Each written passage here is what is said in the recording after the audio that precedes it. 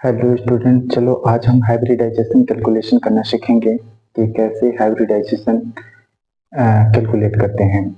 और कोई भी जैसे हम लोग कोई भी प्रोडक्ट लेते हैं, जैसे कि कंपाउंड लेते हैं, जैसे कि मान लो मैं बोलता हूँ CO2 में कौन सा हाइब्रिडाइजेशन है, ठीक है।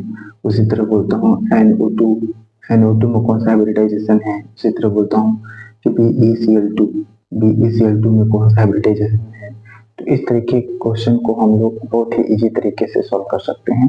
तो उसके लिए सिर्फ यही फॉर्मूला है हाइब्रिडाइजेशन कैलकुलेशन करने के लिए। तो अब इनमें से हाइब्रिडाइजेशन कैलकुलेशन करना है तो हमको कुछ जानकारी होना चाहिए। जैसे वैलेंस इलेक्ट्रॉन क्या है। तो वैलेंस इलेक्ट्रॉन जानने के लिए हमको इलेक्ट्रॉनिक विन्यास जरूरी है। जैसे कि तो वैलेंस इलेक्ट्रॉन किसको बोलते हैं, तो आउटर सेल में जितने भी इलेक्ट्रॉन होंगे वो वैलेंस इलेक्ट्रॉन होते हैं। जैसे सपोज मैं मान लूँ बोल दिया कार्बन में कितने वैलेंस इलेक्ट्रॉन है, तो कार्बन का क्या होता है 1s2 2s2 और 2p2 होता है। तो आउटर सेल यही है, तो वैलेंस इलेक्ट्रॉन की संख्या इसमें कितना हुआ 4 हुआ। इस तरीके से जैसे हाइड्रोजन का बोले तो वैलेंस इसका तो 1 होता है, तो इसमें तो आउटर सेल यही हो जाएगा और यही हो जाएगा, तो इसमें वैलेंस इलेक्ट्रॉन की संख्या कितनी हुई 1 हुई। इस तरीके से हम लोग वैलेंस इलेक्ट्रॉन कैलकुलेट कर सकते हैं। इसके साथ ही अगर हमको जैसे कि और भी एटम है, उस सभी का बैलेंस इलेक्ट्रॉन कैलकुलेट करके 2 या 8 से डिवाइड करना है। चलो अब देख लेते हैं, इसको समझ लेते हैं कि हाइब्रिडाइजेशन इलेक्ट्रॉन कैसे कैलकुलेट करते हैं और उसके आधार पर हम लोग का कैसे संकरण बताएंगे। जैसे हाइब्रिडाइजेशन कौन कौन होते हैं, तो हाइब्रिडाइजेशन आपको पता होगा।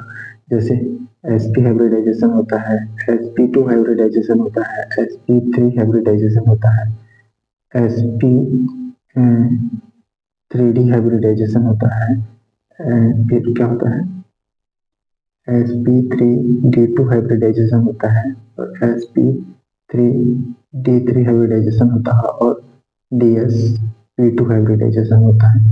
तो इस कैसे कैलकुलेशन हाइब्रिडाइजेशन इलेक्ट्रॉन के लिए, जैसे देखो इसमें कितना आएगा 2 आएगा, इसमें कितना आएगा 3 आएगा, इसमें कितना आएगा 4 आएगा, इसमें कितना आएगा 3 2 5 आएगा, इसमें कितना आएगा 6 आएगा, इसमें कितना आएगा 7 आएगा, और इसमें कितना आएगा 2 2 4 आएगा। लेकिन इसमें और इसमें दोनों में फर्क ये होगा कि इसमें जो भी एटम्स होगा उसमें क्या होगा डी ब्लॉक होगा और इसमें नहीं होगा। अब हाइब्रिडाइजेशन कैलकुलेशन करने के लिए चलो हम एक एग्जांपल लेते हैं और समझते हैं। तो सबसे पहले हम देख लेते हैं टोटल वैलेंस इलेक्ट्रॉन। तो समझ में आ गया कि आउटर सेल का जो टोटल इलेक्ट्रॉन होते हैं, टोटल इलेक्ट्रॉन वो वैलेंस इलेक्ट्रॉन होते हैं। और देखो अगर टोटल वैलेंस इलेक्ट्रॉन, इस पॉइंट को याद रखना कि अगर टोटल वैलेंस इलेक्ट्रॉन 8 से ज्यादा होगा, मतलब 8 से ज्यादा होगा वैलेंस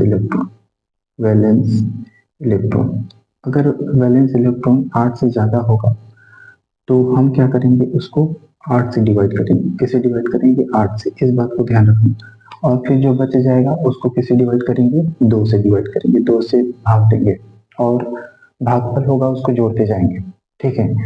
लेकिन एक पॉइंट ये याद रख लेना, अगर टोटल वैलेंस इलेक्ट्रॉन 8 से कम है, 8 से क्या है 8 से कम है, 8 से कम है, तो हम उसको किससे डिवाइड करेंगे 2 से डिवाइड करेंगे और भागफल को जोड़ते जाएंगे। इस तरीके से हम लोग हाइब्रिडाइजेशन इलेक्ट्रॉन निकाल करके पता कर सकते हैं कि कौन सा हाइब्रिडाइजेशन है। तो चलो एक एग्जांपल देखते हैं और उसको समझते हैं कि इसमें कौन सा हाइब्रिडाइजेशन है।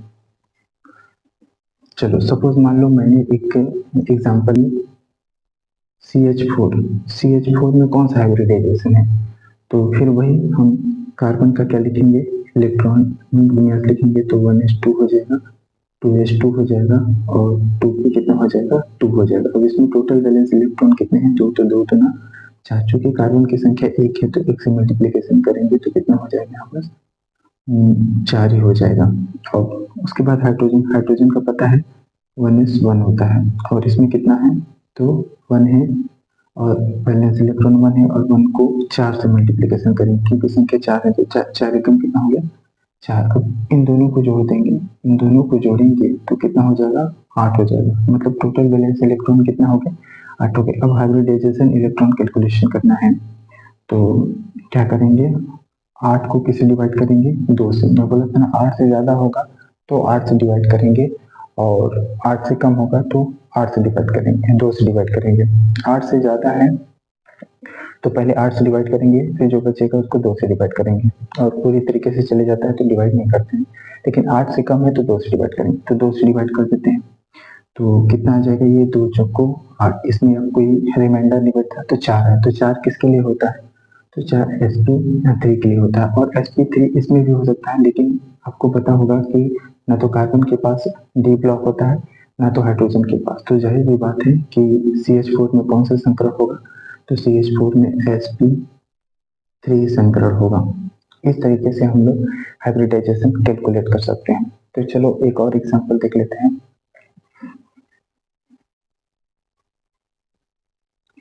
चलो ये एग्जांपल देखो, जैसे कि मैं बोल रहा हूँ कि NH3 NH3 में कौन सा हाइब्रिडाइजेशन है? इसको छोड़ करके इसको देखो, जैसे CO2 में कौन सा हाइब्रिडाइजेशन है? तो चलो देख लेते हैं। जैसे कार्बन का ये लिखे थे 1s2 2s2 और 2p2। तो आउटर सेल में कितने इलेक्ट्रॉन हैं? ये 2 दूना 4, 2 और 2 4 हैं और इनकी संख्या कितनी है? 1 है, तो टोटल कितने होंगे? 4 हो जाएंगे। अब दूसरा क्या है? ऑक्सीजन का क्या होता है? 1s2 2s2 और 2p4 होता है, 8 होता है। तो अब इसमें देखो, अब इसमें आप चेक करोगे तो इसमें टोटल वैलेंस इलेक्ट्रॉन कितने हैं? यहाँ पर 4 और 2 6 हुए, लेकिन इनकी संख्या कितनी है? 2 है, तो 6 दूना कितना हो गया? 12 हो गया। और टोटल वैलेंस इलेक्ट्रॉन अब यहाँ से कितना हो जाएगा? 12 4 16 हो गया।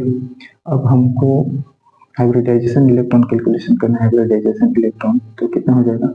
टोटल वैलेंस इलेक्ट्रॉन 16 हो गए हैं। अब देखो 16 हो गए हैं, 8 से ज़्यादा है तो हम इसको किससे डिवाइड करेंगे? 8 से डिवाइड करेंगे, फिर जो बचेगा उसको 2 से डिवाइड करेंगे और नहीं बचेगा तो फिर नहीं डिवाइड करेंगे। तो इसको 8 से डिवाइड करते हैं, तो 8 से डिवाइड करते हैं तो ये एक ही बार में कट जाता है। 8 दूना 16, ये पूरी तरीके से कट जाता है, इसमें कोई विशेषता नहीं बचा, तो 2 आया। तो 2 इलेक्ट्रॉन तो 2 किस में होता है? sp में होता है। तो मतलब CO2 में कौन सा हाइब्रिडाइजेशन है? तो CO2 में sp हाइब्रिडाइजेशन है। इस तरीके से आप कोई भी आपको मॉलिक्यूल्स देता है तो आप क्या कर सकते हैं? उसको हाइब्रिडाइजेशन कैलकुलेशन कर सकते हैं।